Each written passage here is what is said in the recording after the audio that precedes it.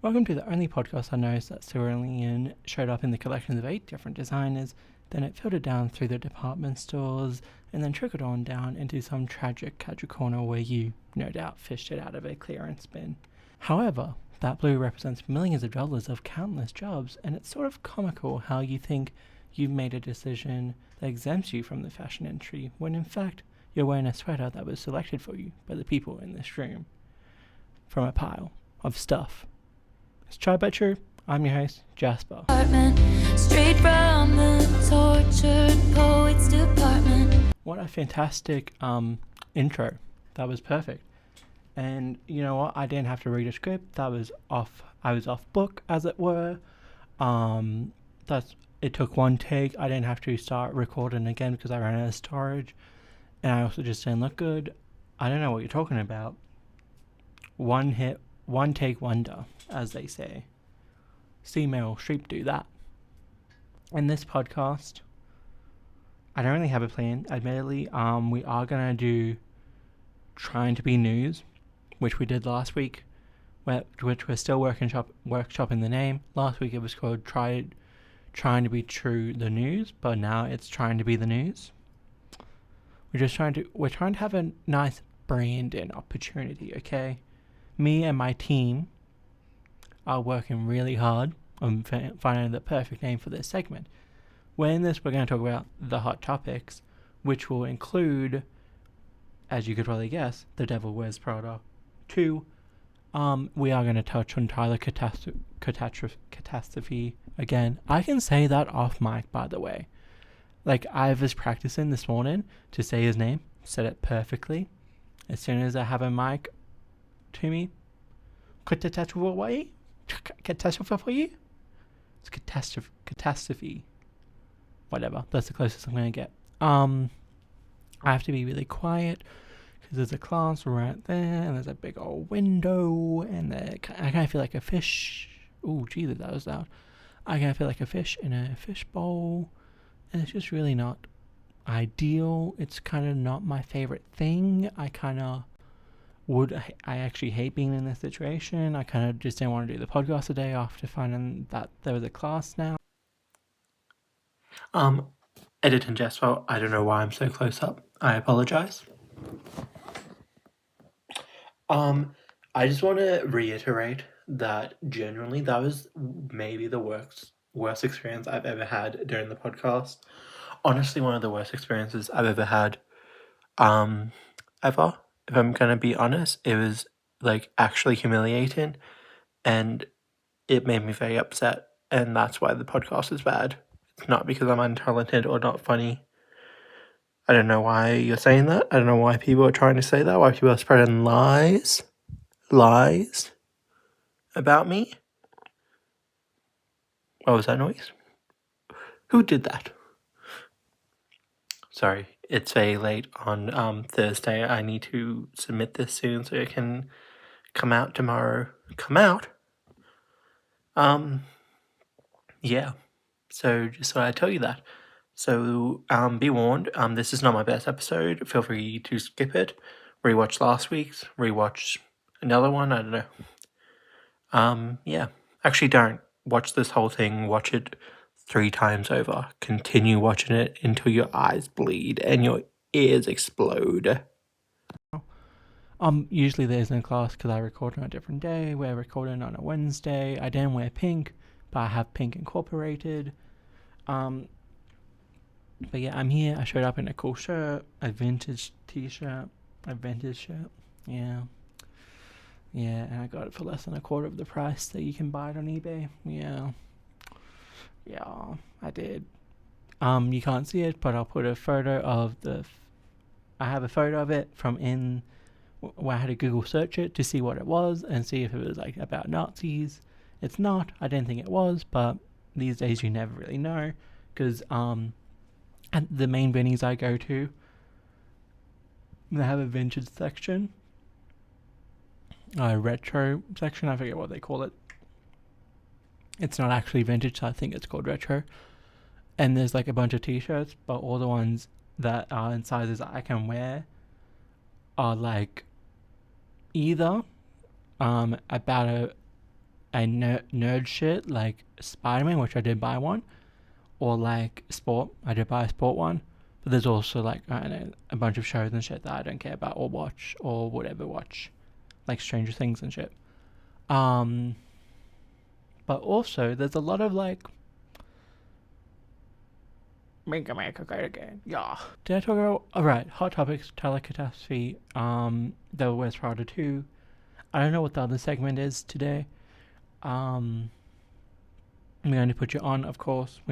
We actually don't always do put you on. I kind of was lax for a few weeks, but we're back. Put you on. I feel like it's the only segment that has survived like the 3 seasons. Like,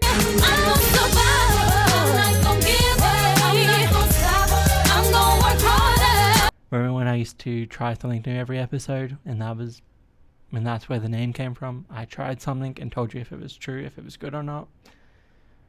Yeah. Haven't really been trying anything new, actually. Oh, I put cheese in my ravioli last night. That was good. Tried that, done that, boom. Tried about true segment, over. Also, I do have my shoes on as well, because I thought it was inappropriate to take them off. Well, I just made eye contact again. Perfect. That was great. Loved that so much. Yeah, I felt it was inappropriate to take my shoes off while those people were around. Even though my feet do not smell anything, it's just like, on a private jet you can do whatever you want because no one's there, but on a normal plane, keep your shoes on. You know what I mean? Because I, of course, have plenty of experience in private jets, you know. I go to them all the time, but it's just so exhausting. You have to book it. Whereas with like a normal plane with first class, you can just show up, kinda. And like, you don't have to pay for anything besides your ticket. It's just a lot easier. You know, I'd rather just go first class. Sometimes I use Air One. You know, just private planes. It's just not worth it sometimes, honestly. Trust me, save yourself the trouble. Okay, final segment. Welcome to Trying to Be News. Our headlines. Devil Wears Prada 2. Is it gonna be good? I don't know. And Tyler Catastrophe. Is he being normal yet? No. So yes, Devil Wears Prada 2. The second one. Now, I have watched the first one several times. I like it. Not several times, actually. I haven't watched it as much as you would assume I have. Like, you would assume it's like in my top list of like rewatched movies. I think I've watched it like 3 times. But it's a great movie. I love it. I honestly have been planning to rewatch it, and I just can't be bothered. Not because it's a bad movie, but because I think it's a bit longer. And you know what? I've been watching Over the Hedge. I've been watching Vanilla Mae's streams. No, not streams, vlogs. I've been watching. That's put you on. Sorry. Anyway, so yeah, Devil Wears Prada 2. Now, admittedly, I have kind of been following it. Not the plot. I actively, when I want to watch a movie, I do not watch trailers. I don't want to know anything about it. I want to go in. What I want to know is some of the people in it, and that's it, pretty much. Like, or like, okay, maybe like a bit of the plot, but like trailers, especially nowadays, I hate how trailers just give away the entire thing. But anyway, Devil Wears Prada 2, the plot that I know is there's some sort of incident, like PR nightmare, and Andy has to come back to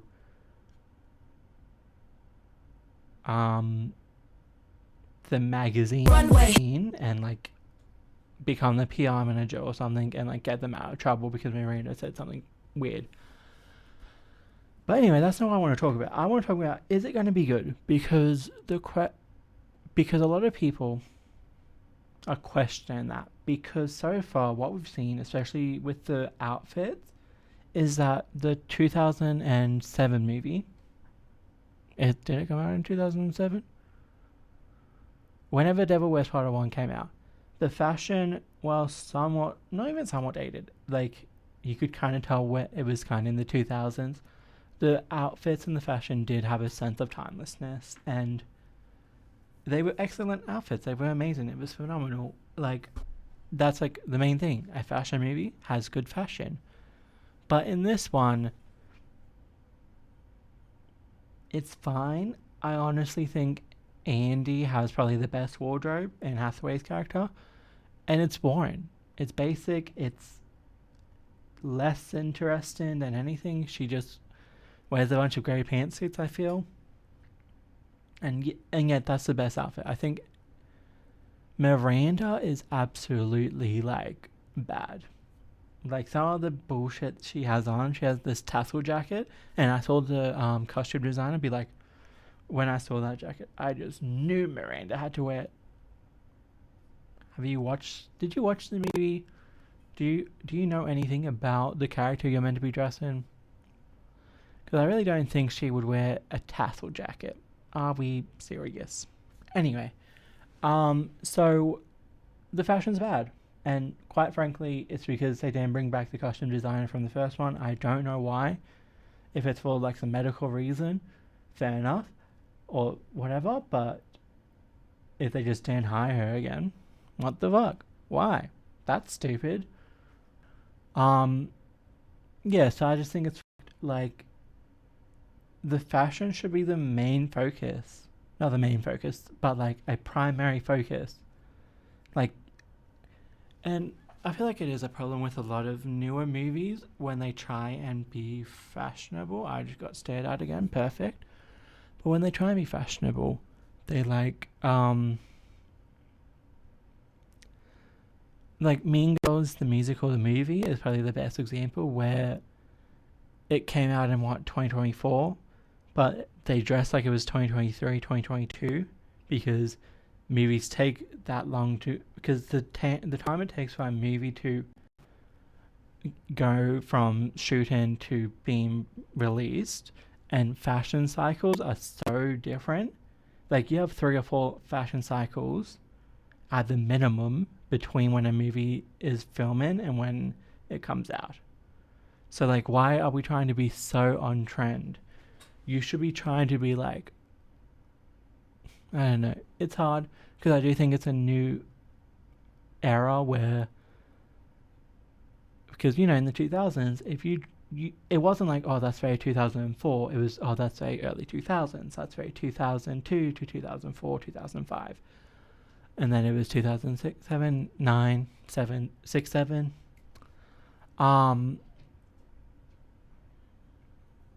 If one more person looks at me, I'm going to actually cry, by the way. The narrative, I saw people worry about it because we don't actually know that much about it. So they're scared that there's not going to be a narrative. I'm on the other side of it.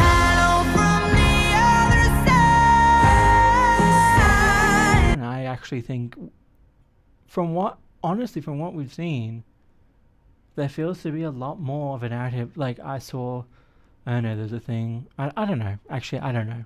I'm hoping it's more than that. I want to see it. It's going to be one of the first movies in a long time that I'm going to push people to go watch with me. Like, I'm watching that in theaters. Sorry. Anyway, next headline. Can you hear me? Can you see me? Can you see me? Hold on. Can you hear me or see me? Can you hear and see me? Or see me and hear me? Yeah. Testing. Hello? Can you see me? Oh, good. You can hear me and see me. Tyler Catastrophe. So the big development from when I talked about him last week is he went to the art house or whatever of that guy who made the blackest black paint and the pinkest pink paint, and he was there for like half an hour and he was like, oh, give me a job. And they were like, maybe. And he said, okay, I need to move. If I move to England, I'll have a job. So he started selling all his stuff. And he was like, I'm so excited. Pay for my GoFundMe, which I did mention, but pay for my GoFundMe so I can go to Brighton and see Wilbur. So, go work at this because I can work on my own things. I can do blah, blah, blah, blah. Only to find out later that he never got offered a job. They actually, he got ghosted by them after a while, and he asked his assistant, and she was like, yeah, no, you don't have a job, bud. Right. So he got ghosted and lied to.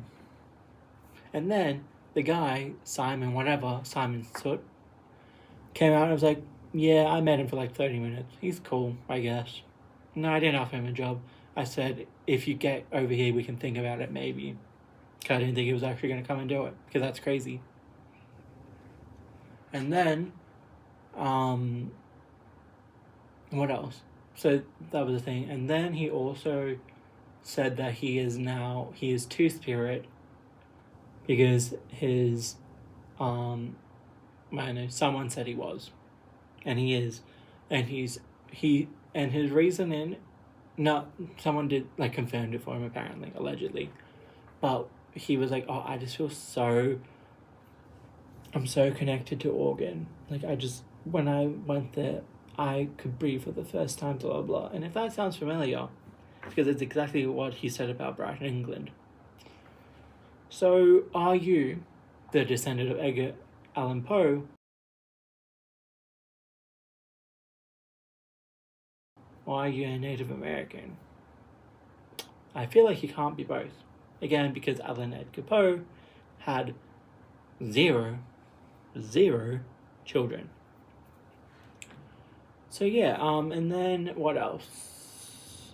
There was something else.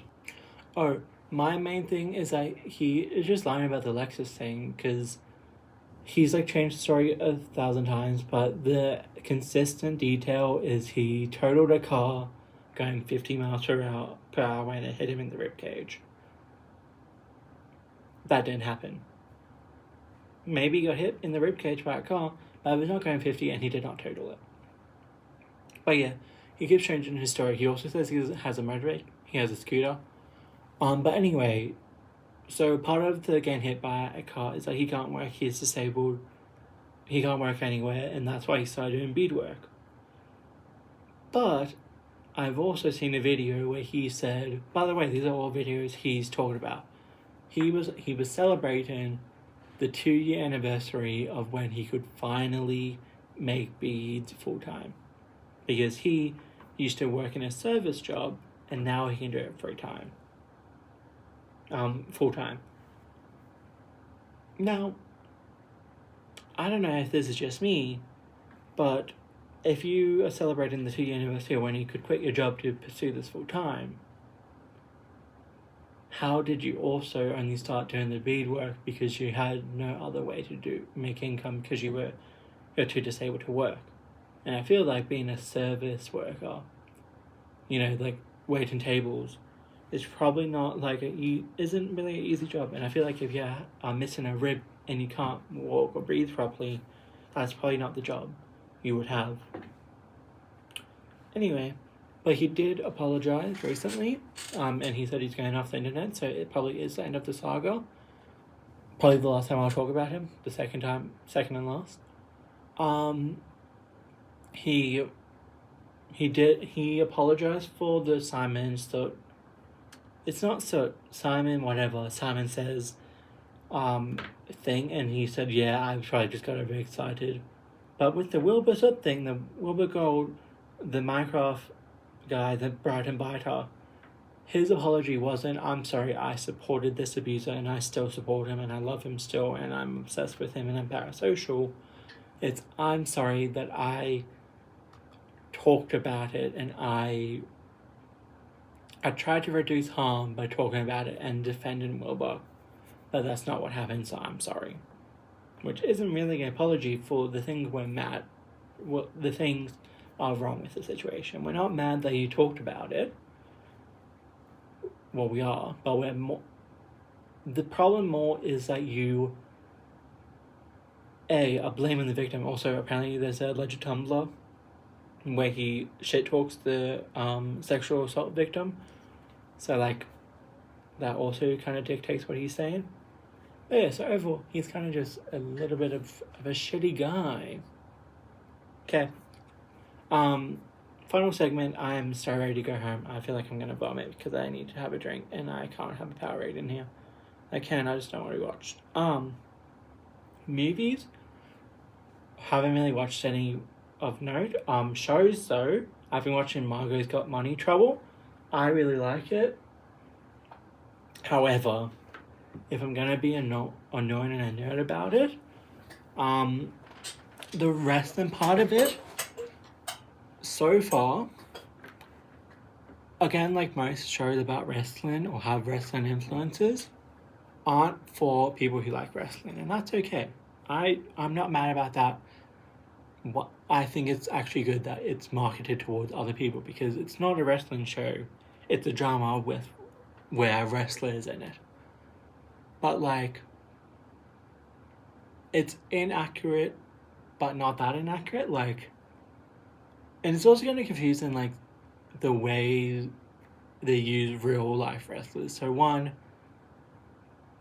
So they're at like this wrestling convention, and then they have it off the pop, like just an improv match out of nowhere. I've not been to a wrestling convention, but I feel like a wrestler who hasn't wrestled in so long and just got out of a situation, like hasn't wrestled in years and has a bad back, wouldn't just randomly get in the ring. And also, he lost to a dropkick.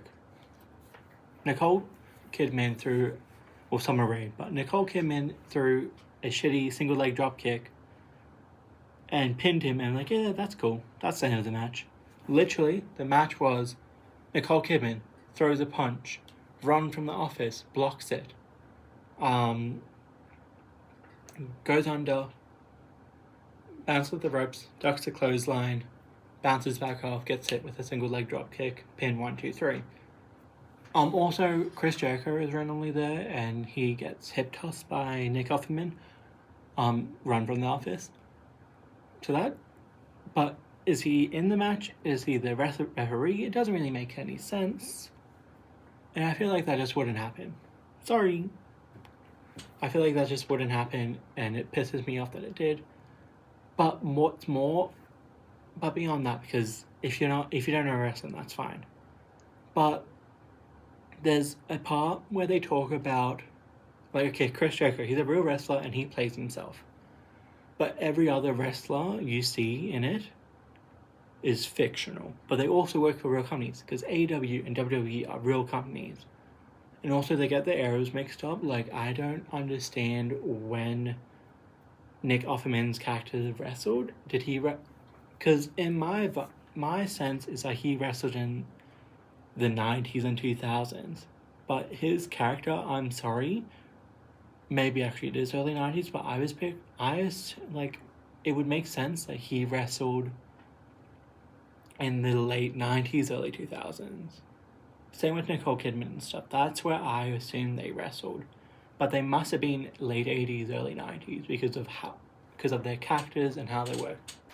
Okay, I'm back again because I actually can articulate what I'm trying to say. I'm taking ignore that. But I can actually articulate what I was trying to say.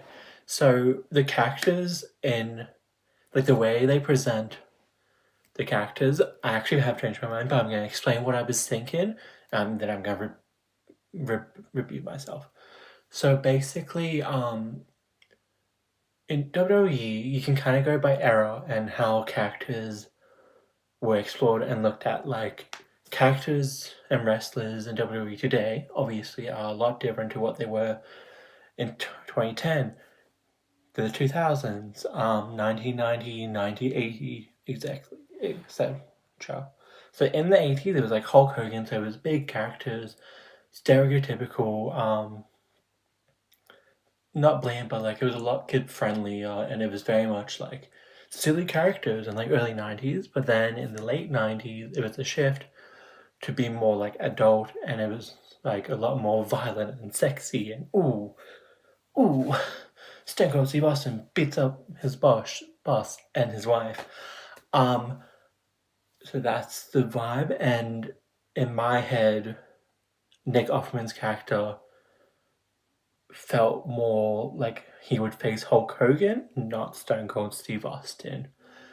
But I do disagree with that now, because actually the character is presented in a lot more like edgier, grungier way. Like, he's not just like a good old character, good old hero.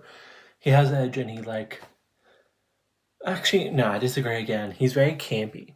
And I feel like campy was like the 80s for wrestling. Like, think of, like, Cyndi Lauper was in wrestling and was, like, a marquee person. It was Hulk Hogan and Cyndi Lauper and Randy Savage. So that's the era he feels more in, but in the show, because it's set now, it doesn't say explicitly, but it's set now. So it doesn't make sense that 20 years ago he was wrestling. It makes more sense if he was wrestling 30 years ago, is what I'm trying to say. And also, they would, I don't know, I just don't, it doesn't matter. There's a scene where they have a real match that actually happened. Maybe it didn't actually happen, but like it's real wrestlers in a real arena. It's Penelope Ford and Willow Nightingale. They're having a match.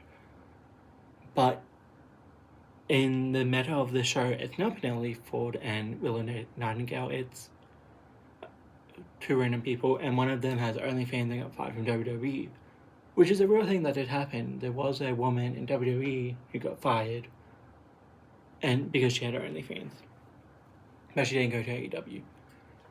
But I just felt it was weird that they used real people, real arenas, real companies, but fake characters. I don't know. It just felt really weird to me. It's just like very hard to get into for me to suspend my disbelief of the wrestlers is kind of hard, but I assume for a normal person who has normal interest, it's fine. Also, Elle Fanning, I don't need to see her tits anymore. Holy shit. Like, I understand why it's there, and I'm okay with it, but I do think it's one too many times, because in the first episode, it's literally every 10 minutes you see her tits, her breast, her boobs. I do kind of get it, though, because, like, they're meant to, like, you get whatever, and I'm trying not to spoil it, but it does make sense why they do it. There's also a shot of a person giving birth, and you see their vagina and the baby coming out. I actually appreciated that. I think that should happen more in shows. I think we need to see how fucking insane and scary it is, because pregnancy is insane and scary, and I can't believe people actually go through with it. It's insane. But anyway, yeah, those are my only complaints. Other than that, I really like it. O from Sex Education is in it. I really fuck with her. I've seen her in two things, and she plays a sexually intelligent side character who isn't a villain, but maybe is a little bit of a villain. But one, she's British, and one, she's English. Or maybe she's Irish. Maybe she's American, actually. I don't remember what O is in Sex Education. I don't know her nationality. Anyway, next. Music. Last night, I really got into the front bottoms with Punch and Bag, Bus Beat, which is my favorite song. I love Bus Beat. I've been playing it ever since. Last night, I played it like 12 times. Vacation Town, West Virginia, Funny You Should Ask, Rhode Island, and there's another one, but I listened to that a week ago.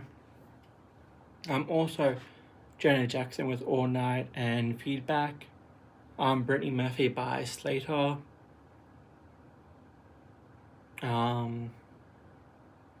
Vacation and Stupid Cupid by Connie Francis. I Love the Music Speak by ABBA. I love that song because it's very, from what I've heard from ABBA, because I love ABBA. It's not very ABBA. It's more like orchestra and like kind of creepy. But I feel like a lot of the Visitors, like the best parts of the Visitor album, which is what I Love the Music Speak is from, is a little creepy, it's a little eerie, and I love it. I kind of wish they did more of it, but I kind of get why they didn't. But yeah, I Let the Music Speak is great.